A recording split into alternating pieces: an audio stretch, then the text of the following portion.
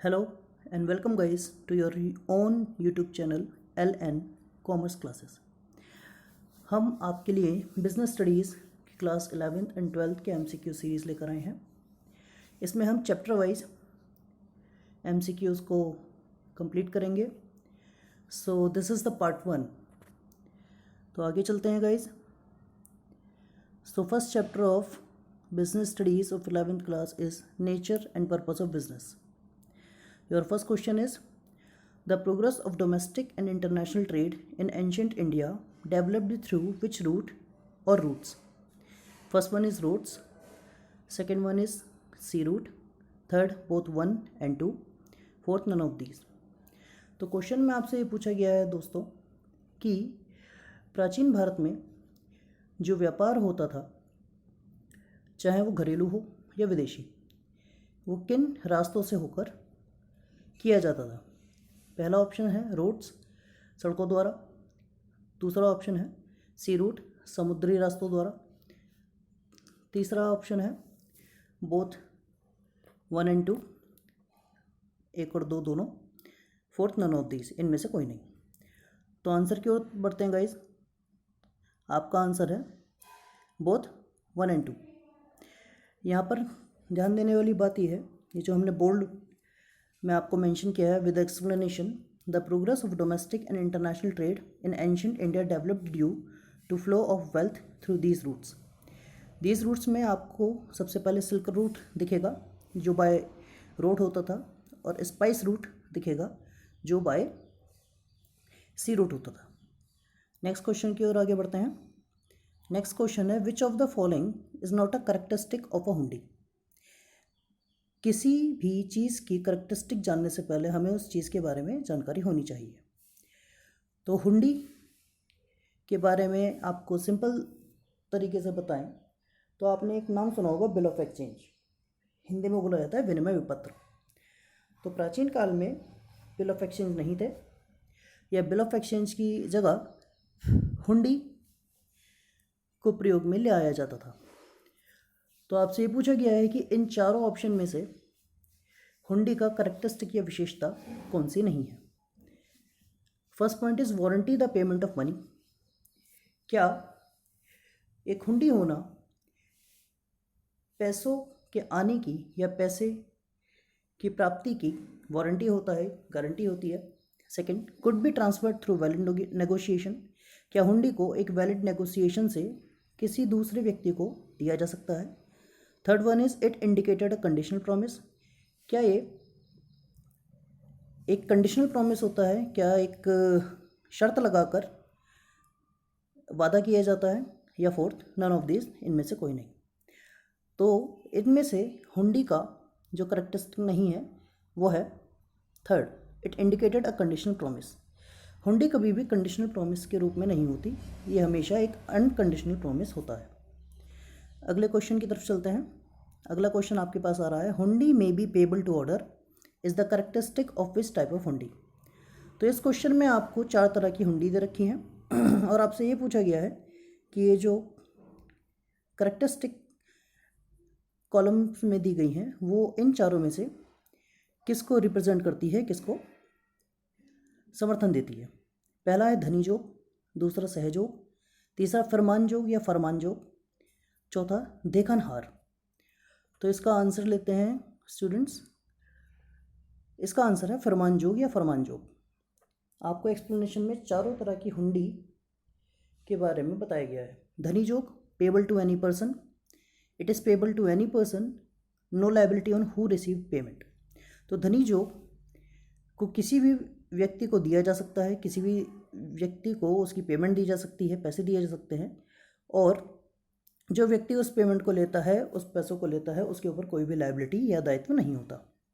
सहयोग, सहयोग में payable to a specific person only, liability over who receive payment. ये भी एक किसी स्पेसिफाइड या पर्टिकुलर पर्सन को ही दी जाती है जिसमें किसी का नाम मेंशन हो। सपोज कीजिए कि कोई हुंडी रमेश के नाम पर दी गई है, तो रमेश को ही वो पेमेंट मिलेगी, उसको ही वो पैसा मिलेगा, और उसी की वो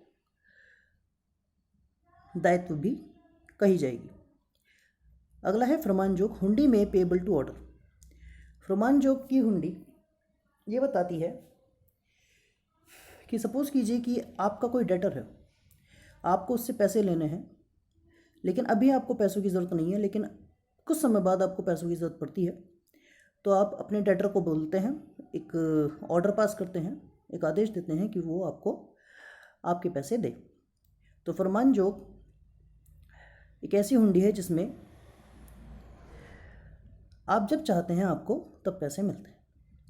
आखिरी हुंडी आती है देखनहार। देखनहार का एक्सप्लेनेशन है पेबल टू द प्रेजेंटर और वियरर। ये इस तरह की हुंडी होती है गाइस, जिसके पास ये हुंडी होगी उसी को ही हम पैसे दे देंगे। ये एक तरह से बियरर चेक की तरह होती है।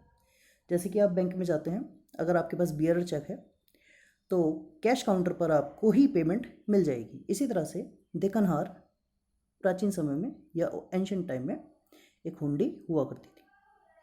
Next question, fourth, what is the correct sequence of intermediaries. Intermediaries के सीक्वेंस का पता होने के लिए या पता करने के लिए पहले आपको ये जानना ज़रूरी है कि इंटरमीडियरी होती है। इंटरमीडियरी एक चेन होती है या लिंक होता है मैन्युफैक्चरर, सामान बनाने वाले प्रोड्यूसर और कस्टमर या कंज्यूमर के बीच में, जो मैन्युफैक्चरर से सामान या गुड्स कंज्यूमर तक पहुंचाता है। और हमेशा ध्यान रखें, यहाँ पर आपको 4 पॉइंट दे रखे हैं, 4 तरह के इंटरमीडियरी दे रखी हैं। पहला ब्रोकर, कमीशन एजेंट्स, होलसेलर और रिटेलर। तो सीक्वेंस में लगाने के लिए, एक लाइन में लगाने के लिए हमें ये पता होना चाहिए कि होलसेलर रिटेलर के पहले आता है और रिटेलर होलसेलर के बाद में आता है। तो हमारे पास यहाँ पर 2 ऑप्शन है। तो इसी के साथ हम अगले आंसर पर चलते हैं, इसी के आंसर पर चलते हैं। आपका आंसर है second, commission agents, brokers, wholesaler और रिटेलर। तो यहाँ अगर हम आपको बताएं कि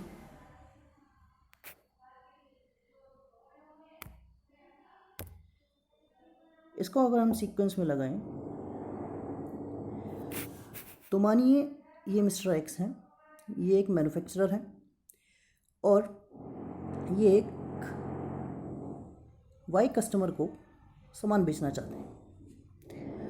सपोज़ कीजिए कि ये सोप बनाते हैं। क्या बनाते हैं? सोप बनाते हैं। तो अगर इनको कस्टमर तक अपना सामान पहुंचाना है तो इनको कुछ लोगों की ज़रूरत पड़ेगी। पहले ये कमीशन एजेंट को हायर करेंगे और कमीशन एजेंट ब्रोकर्स को फाइंड आउट करेगा, जिससे ब्रोकर्स कमीशन एजेंट को होलसेलर के बारे में बताएगा, जिससे होलसेलर एक्स का गुड्स कमीशन एजेंट से उठाकर आपके एंड यूज़र कस्टमर तक पहुंचाने की कोशिश करता है। और होलसेलर और कस्टमर के बीच में भी एक कड़ी आती है जिसे हम बोलते हैं रिटेलर। अब रिटेलर की ज़रूरत क्यों पड़ती है? रिटेलर की ज़रूरत इसलिए पड़ती है गाइस, क्योंकि होलसेलर एक बहुत बड़ी मात्रा में, बहुत बड़ी क्वांटिटी में, मैन्युफैक्चरर हो, कमीशन एजेंट हो या ब्रोकर हो, ये चेन बदलती रह सकती हैं या बदल सकती हैं। तो होलसेलर एक बड़ी क्वांटिटी में मैन्युफैक्चरर से, कमीशन एजेंट से, ब्रोकर से, इनमें से किसी से भी सामान उठाता है और छोटे छोटे टुकड़ों में रिटेलर को देता है और रिटेलर से डायरेक्ट कस्टमर तक वो चीज़ पहुंचती है। अगले क्वेश्चन पर आगे बढ़ते हैं guys. So your next question is fifth, in ancient India Calicut coast was visited even by Chinese ships for the purchase of. आपसे पूछा गया है कि प्राचीन समय में कालीकट कोस्ट जो साउथ इंडिया में है, वहाँ पर चाइनीज शिप भी आया करती थी। वो भारत से क्या क्या सामान लेके जाया करती थी, ये पूछा गया है। पेपर, काली मिर्च, डायमंड्स, हीरे, कॉटन, कपास, ऑल ऑफ द अबव, इनमें से सभी। तो आपके आंसर पर चलते हैं, टाइम ना खराब करते हुए। All of the above. Explanation में आप देख सकते हैं, Calicut coast was so popular that it was even visited by Chinese ships to acquire essential items from Middle East as well as pepper, diamonds, pearls and cotton from India. तो आप ये जानेंगे कि कालीकट कोस्ट पर पहुंचने से पहले चाइनीज शिप्स मिडल ईस्ट जाती थी अपना सामान लेने के लिए, और लौटते वक्त काफ़ी सारा सामान भारत से भी ले जाया करती थी, जिनमें से ये कुछ मेन आइटम्स हैं: paper, diamonds, pearls and cotton from India. So this is the last question of the video. Thank you so much guys. If you like the video, like and share the video and subscribe your channel. Thank you. Have a nice day.